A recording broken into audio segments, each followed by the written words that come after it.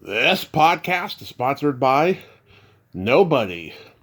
Hey dudes, welcome to Splat from the Past, the only 80s themed horror sci-fi show where things can get totally radical. Now today, I will be talking to Ralph Small. Ralph is a Canadian character actor, and he was in two movies I love from 1985, one of which I will be chronicling for the first time ever, Martin's Day, this great little on-the-road thriller slash drama with a little bit of comedy from 1985 with Richard Harris and Justin Henry, where they're on the road. And Ralph was in that movie. He was also one of the security guys that breaks into Judge Reinhold's office in head office, and it's going to be great to talk to him today. And he's been in so many great movies and TV shows. He was in William Fruit's Blue Monkey. He was in this Michael Montekeane movie, Street Justice, Where the Heart Is. And he was in I'll Be Home for Christmas, Jesse Stone, Cold Stone, and stuff like that. And it's going to be a great talk today. I cannot wait. You know me, I love my Canadians. I truly, truly do. They are awesome. So yeah, here is my interview with Ralph Small.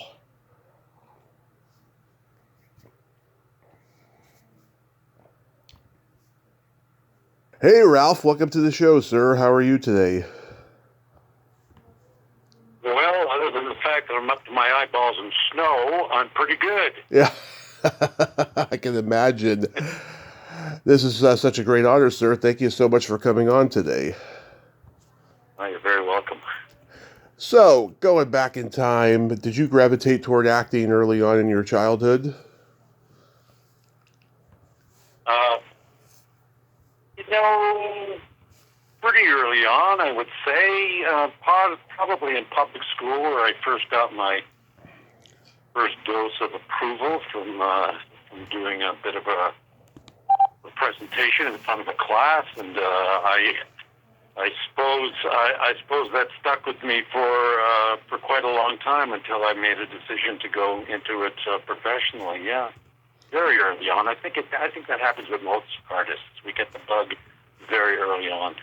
I totally agree.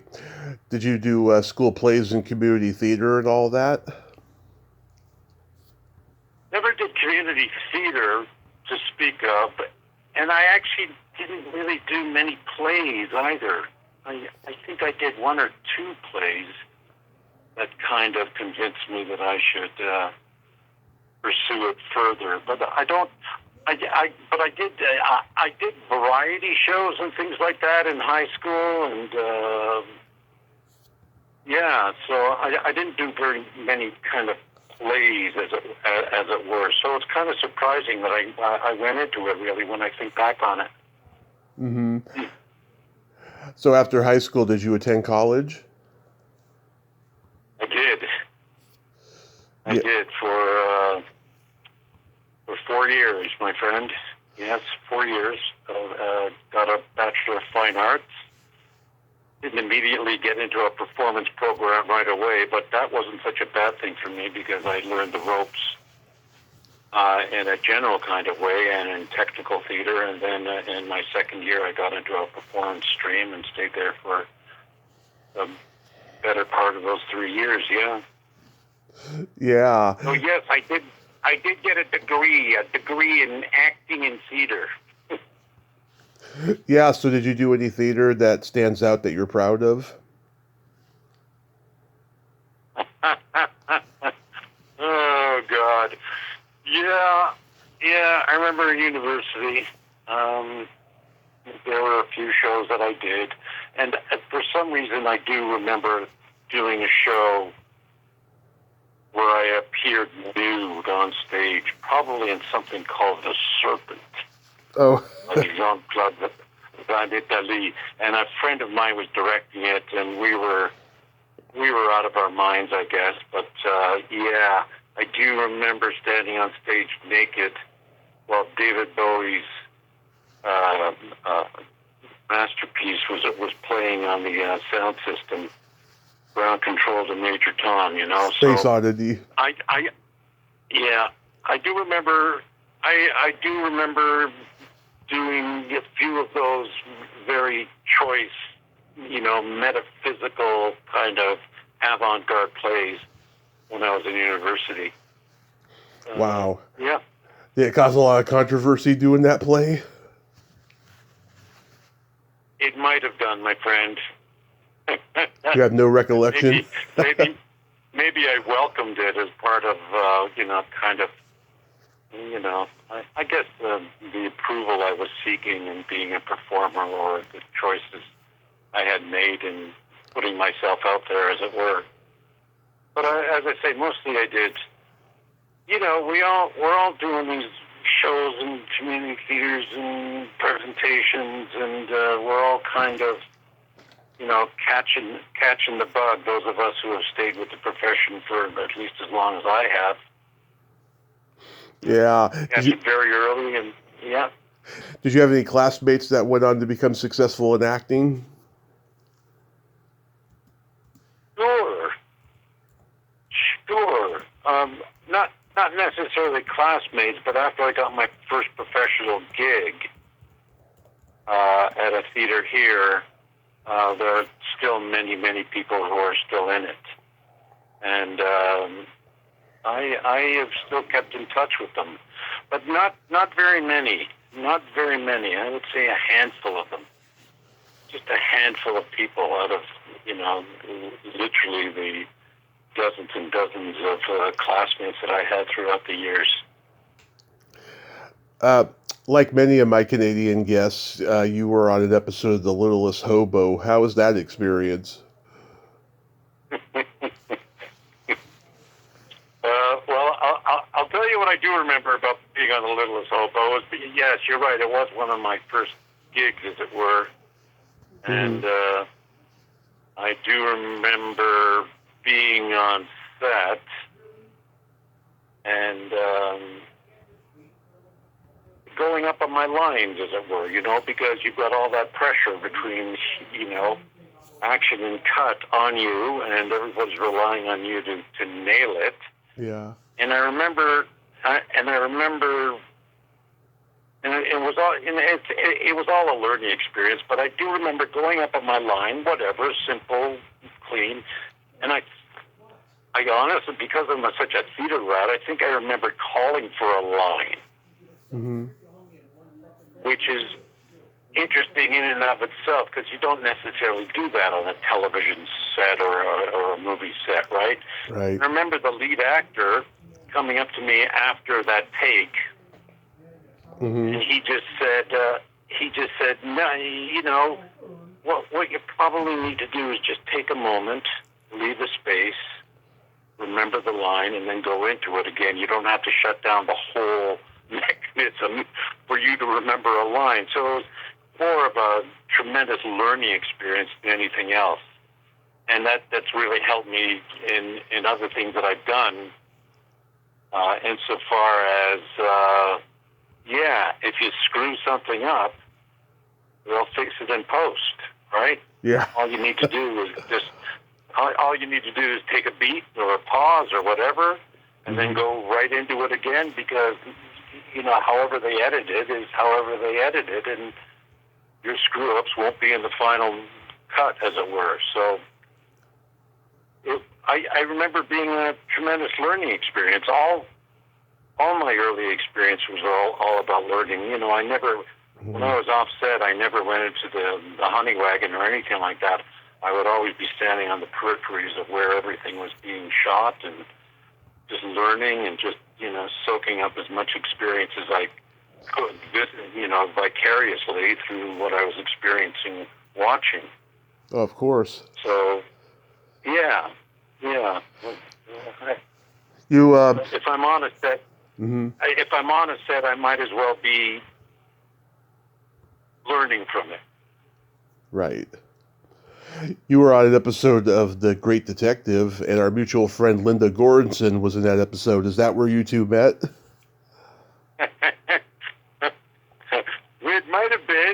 It really might have been where we met, but we really did get to know each other doing stage work. Mm-hmm. I think it was something called Noises Off. Oh, yeah. Yeah, and that's where I got to know her, very, very well.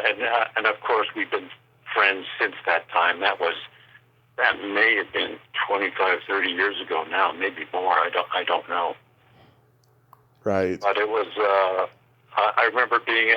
So we probably did meet on The Great Detective, but you know how these things work. You know, you're in for a day or two or three or four, and you're not always in on the same day as the other people in the cast are. You know, so Right. yeah. Yeah. You do a sweet and touching TV movie called Clown White about a deaf girl who wants to be in the circus. Anything stand out about that? Yeah, I remember it was one of the first roles where I realized that I was always going to be somewhat cast as a person with a bit of authority, Yeah. gravitas. I think I recall playing a sergeant behind the desk, as it were. And in subsequent years, in commercials and other, movie and television projects, I've always played, lawyers or judges or people who have a little kind of presence in that way. Just maybe because of my physical side, but Mm-hmm. I think it's just where I realized what casting. How important casting was in the entire process. Right. But that's an interesting memory that you bring up. Oh my God. Yeah, I do recall it as being one of the greater learning experiences. As I say, when you're on set and off set, it's just an opportunity to learn the craft, right? And then realize. Yeah. How important it was to kind of be there on the day and be prepared. And not only just prepared, but to understand the whole ecosystem of the movie and television world, Yeah. exactly what it requires of the actor. And it's not always the performance or the emotion. It's about, understanding when the camera turns around or when the camera's on you, or the kind of continuity that you have to keep in your head as you're filming things. And these were all tremendous learning experiences. Yeah, they got a great cast. Saul Rubinek, Michael Ironside, Laureen Yarnell of Shields and Yarnell. That's a pretty interesting cast there. Yeah, Saul Rubinek is still getting it done here in Toronto with a new stage play that he's written. Not that he's written, that he's performing, of kind of a takeoff in the Merchant of Venice. So we're still, most of us are still, in the mix, if you know what I mean. Oh yeah, still kicking. Still kicking, yeah. So how do you get? He and Linda and Paul and all the rest, and Michael Ironside. Oh yeah, Peter McNeil.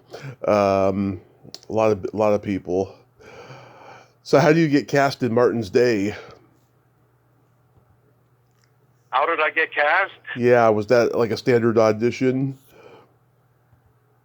Oh yeah, yeah, absolutely.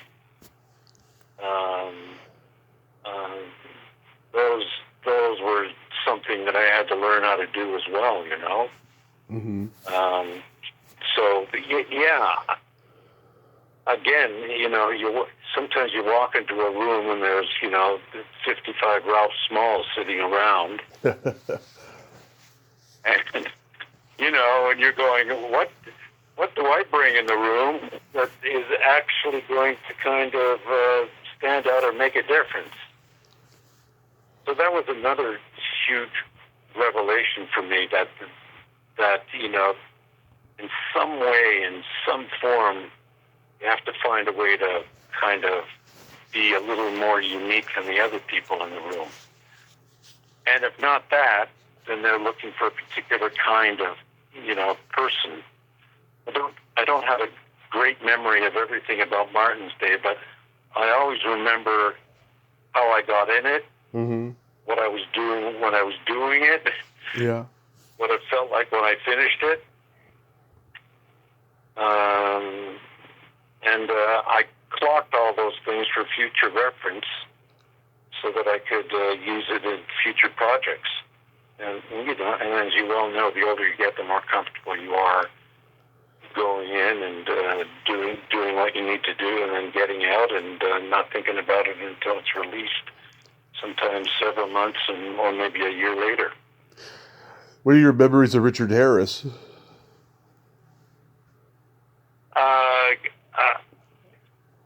My memories of Richard Harris, as with all kind of larger-than-life individuals in that medium, is that it seemed effortless for them. Yeah. And sometimes I would perceive, they're not doing very much. They're not putting out anything. And then I'm looking at the dailies, or then I'm looking at the finished product several months later, and I'm going, oh my God, they're so present, so in the moment, right? They're so simple, so clean, and that comes with age and experience, and God knows that's what I've been striving for all my life, just to be simple and clean, and But here I thought, oh God, these guys aren't doing very much. I guess it was all my theatrical training that had me realizing that I didn't need to kind of tone it down for the medium, but to actually be simpler for the medium, to let the medium capture you, as opposed to, projecting yourself as you would on a stage in a 500-seat theater, right? Right. Right. So on film and television,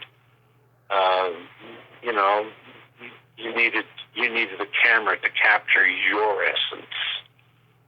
So you needed to be solid, and and these are all the things that I admired in actors that I've watched over the years. I worked with like Tom Selleck, and I thought the same thing of him. I thought, oh my God, he's not giving out anything. But when you watch him on screen, it's just simple and clean.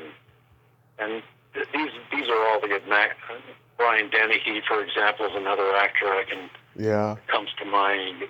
You watch his work and you go, he knows what it's like to be in front of a camera, and he also knows what it's like to be on stage. And that was the biggest lesson that I really had to learn coming up in the business. I love this movie. I mean, I discovered it about 20 years ago, and I've loved it ever since. You probably don't know this, but there's a website dedicated to this movie. Really? Yeah, martinsday.com. It's been around for probably 25 years or so, and it still looks the same as it did when I first saw it 20 years ago. It's pretty interesting. But yeah, I mean, I think it's a very underrated movie, And you play the guy who teaches them how to drive the train, right? Yeah, as far as I can remember. Yeah. As we spoke earlier, my memory about these things isn't always clear. Yeah. But you know what? I can memorize 100 pages of dialogue in a theatrical script, and almost literally a week after we close a show, I can't remember a single thing about it. Oh, yeah. Well, you spend so much time with it, and then after it's over, you kind of don't want to remember it anymore. Yeah, it depends on the experience. I think my wife calls it barmaid's brain. Do you know what that is? What's it called? You'll remember the order you get immediately, and then after you serve it, you move on, right? Yeah. So it's it's like that because I can't compartmentalize my brain enough to keep everything, locked in. There's a mechanism for just releasing the memories of old scripts and old parts and things like that because you're on to the next thing basically. Right. This movie came out during that whole adult and kid on the road trend of movies in the 80s. There was a whole slew of them. There was Savannah Smiles, The Dream Chasers, The River Rat, and Martin's Day was certainly in that mix as well.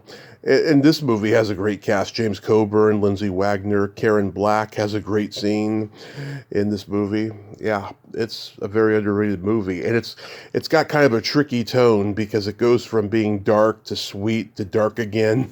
You know. Yeah. So it's martindays.com. Is that the website? That's the website. Yeah. Well, look it up, my friend. You're giving me something to do after this. I also love Head Office. I think it's one of the funniest and most underrated comedies ever made. Anything stand out about that scene with Judge Reinhold where you security guys go into his office? Yeah, nothing stands out other than the fact that I always felt, like I was privileged to be in such company and had such a blast on that. Some of these projects you realize how much fun you can actually have when you've got a lot of like-minded people working for the same purpose, right? So Yeah. Yeah, Judge Reinhold. There's a blast from the past. I wonder what's going on with him these days. He's still out there working. I follow him on Instagram. Oh yeah, he was in Beverly Hills Cop 4 last year. Yeah, I know. I don't know. He was one of those. He was one of those guys that became. He was one of those guys that became, famous pretty quick, and then his career kind of slowed down, but he just continued staying in it. Yeah, we all kind of feel that way. You know an actor named Elliot Gould? Of course. Yeah, of course you do. Well, the guy had a hell of a career, right? In the beginning, yeah. Yeah, absolutely. And I ended up doing a stage show with him, believe it or not. Mm-hmm. At a string of theaters up here in Canada called Stage West Dinner Theaters kind of thing. Mm-hmm. And then after that, he went on to make the Oceans 11, 12, 13, 14, 15. How many are there right now? Probably 3 at least, or 4. But yeah, he's in them. Yeah. And I realized that, that the career starts off like a sprint and then it turns into a marathon, right? Yeah. So it's probably the only way I've been able to stay in the business as long as I have. Just I go from one thing to another and, I do some voice work or ADR work and I do some commercial work and some film and television work. My bread and butter lately has been a lot of theatrical projects, which have been fantastic for me because it's just exercising my brain and bringing forth all the kind of experience and knowledge I have of the business, and Mm-hmm. so it's interesting when when you mention actors like Judge or whatever, and all these people are still getting it done in one way or another, right? Yeah. And some people, they have a passion for life for that sort of thing. Yeah. I still have that passion. That's good. Still have that passion. No, I do. If I didn't, I know some people who don't. Some people who've been in the industry for as long as I have that don't have that passion anymore for whatever reason. I think mainly because it's it's not easy. It's a tough haul sometimes, especially when you're trying to make a living.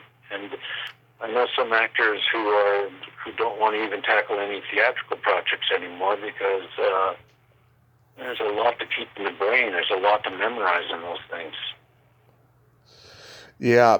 Then you go horror with Blue Monkey. Anything stand out about that?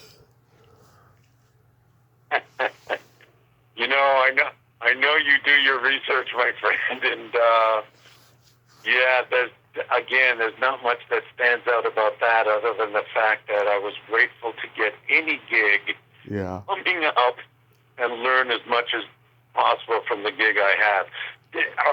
I don't even know if a lot of these things are even available online or. Oh, I've watched Blue Monkey on YouTube. It's on there. Oh, really, eh? Yeah. Nothing stands out other than what I've said. That every experience that I've had has just been an opportunity to kind of learn more about the craft. Oh, I got a funny anecdote. I interviewed Robin Duke, and we were talking about Saturday Night Live and all the movies she did afterwards. This was like the only movie she didn't want to talk about. It seemed like she was so nice about it. You know what, my friend? There's some movie experiences that aren't stellar. Oh, yeah, I know. Yeah, especially when you have, when the atmosphere is a little, how shall I say it, tense, for a variety of different reasons. And William Fruitt, though. William Fruitt, though, who directed it, he was a genius. I always thought that his name should be up there with all the horror movie making greats, like John Carpenter and George Romero and Wes Craven and all those guys. But I think because he's Canadian, he doesn't get the respect that he deserves. Yeah, there you go, Ed. There you go. Anything stand out about Street Justice?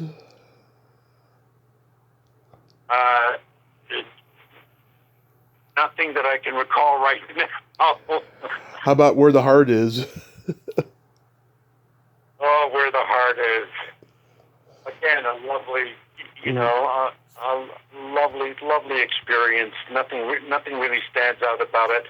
You know what? I've never had a real lengthy shoots. I've always been kind of a in and out kind of guy. A reliable day player. So 2, 3, 4 days on a film. I just did something here. I spent 2 or 3 days on Murdoch Mysteries. Just shot that. What else have I done recently? An episode of Suits. I went from playing a police sergeant to a judge on Suits recently. Right. So, yeah. So these things stand out for a variety of different reasons, but ones that go way back when my career first started, not so much. Yeah, this is where you've got an advantage over me, my friend. I don't actually do research on myself. Well, that has to be a huge career highlight to work with John Boorman. He directed Deliverance. Yeah, that's right. Yeah, I do remember him, and I do remember Deliverance. Oh my goodness. Yeah, God. But some of these projects went straight to video, or I'm not entirely sure. This movie was theatrical in the States. Yeah. Okay. Yeah, Joanna Cassidy was one of the leads in it. I've met her; she's a great lady. Life with Mikey, that movie did moderately well in the States with Michael J. Fox. Yeah, I remember that as well. Oh my goodness. Victor Garber, he's in it. Do you remember guest starring on Tech War? Yeah, I do. And, the reason I remember it is, that's interesting that you should mention that, because just recently, don't know why, I was going through old photos, and I have pictures of me in the most outrageous makeup that I have ever kind of done for a movie in my entire career. And I again, I relish the experience of being in a makeup chair for 3 or 4 hours while I was basically being disfigured. Yeah. So that was my main memory of that. And Yeah. I just looked like I can't remember how it happened. I was, what the storyline was, but my makeup was an incredible experience. Yeah. It's a bit like it's a bit like sitting, actors bragging about sitting in a chair for 3 or 4 hours. Who's that actor who just played the Penguin, right? Colin Farrell? Yeah. Yeah. Yeah, like sitting in a chair for 3 or 4 hours being made up to look like that gangster, the Penguin. And I thought, oh my God, he's probably one of the best looking men in North America.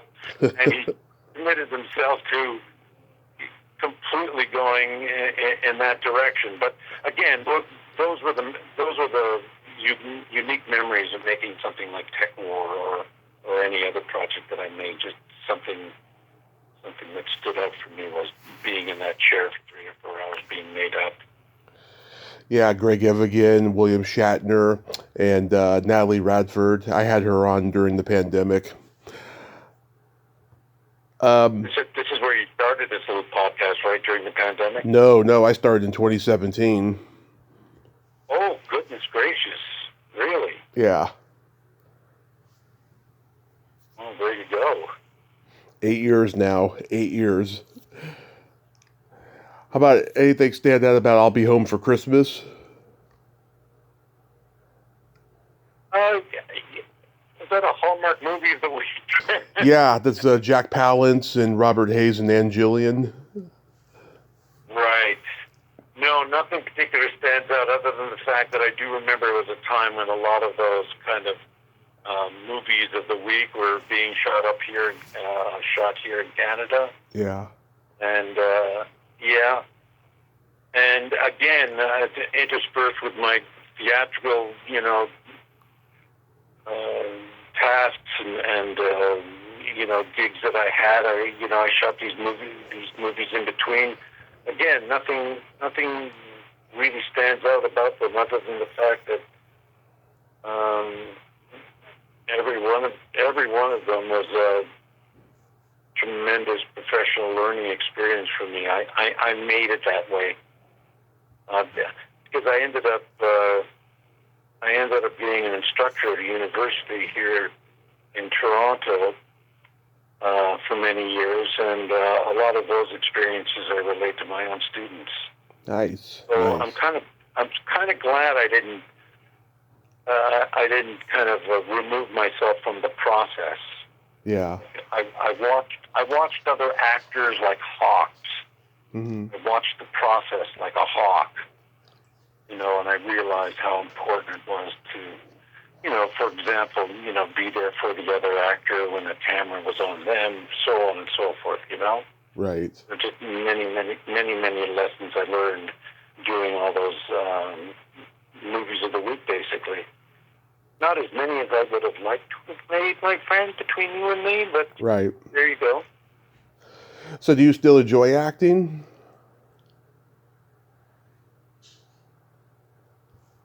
That's a great question, and the answer is absolutely, or I still wouldn't be doing it. And I enjoy it because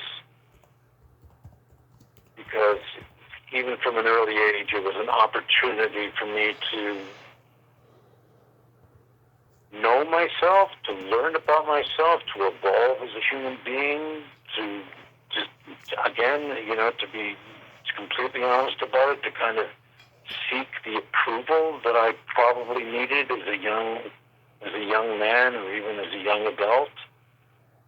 And I got that from this world, and the reason I still enjoy it because I realize that beyond the other the trappings of the business, I realize that it's a craft, it's an art form, mm-hmm.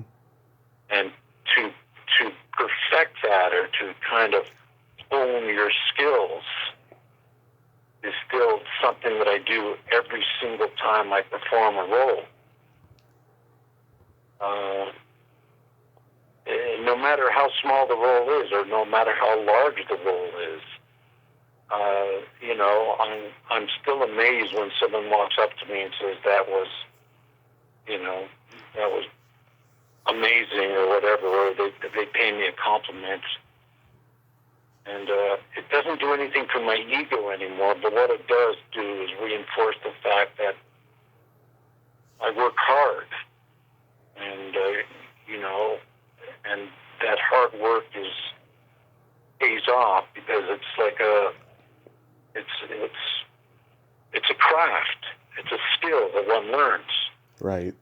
I'm curious to just put it in some context to hear about this young actor Timothy Chalamet playing Bob Dylan, right? Yeah. And all of his interviews have been about exactly, what I was when I was coming up with the business. I work very, again, he doesn't Daniel Day-Lewis, as he says, but he actually removes all the kind of noise and distractions that keep him from actually being as spot on with his creation as he can possibly be. I'm fascinated by that, because that's what I always thought. It wasn't about my ego. It wasn't about approval anymore. It was about going into a role and almost literally channeling the person I was playing. Right. So all of that still kind of floats my boat. It kind of makes me want to do more of it, even as I get on in my career. So that's why I still enjoy it, because I'm still learning things about it, still learning about myself. I'm still evolving as an actor, mm-hmm. and which is not to say that I haven't directed things or been part of other aspects of production, or yeah. But I've just enjoyed the inside job of learning how to be an actor. Do you enjoy theater more than film?